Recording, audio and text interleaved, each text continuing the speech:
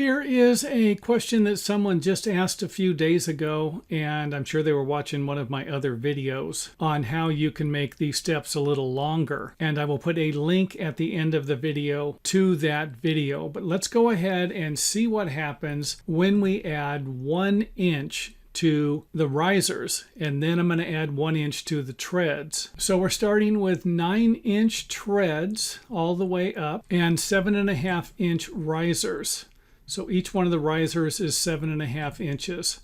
And the treads, the depth of the tread is 9 inches. And we're going to add 1 inch to the face of each one of these steps. And I know what you're thinking. I've thought this before myself, is that once you add 1 inch to each step, that you're going to make it a little larger. But that's not going to be the case. As you can see here, we're right back to where we started from, 9 inches. We have 9-inch wide treads. And of course, it makes sense if you think about it.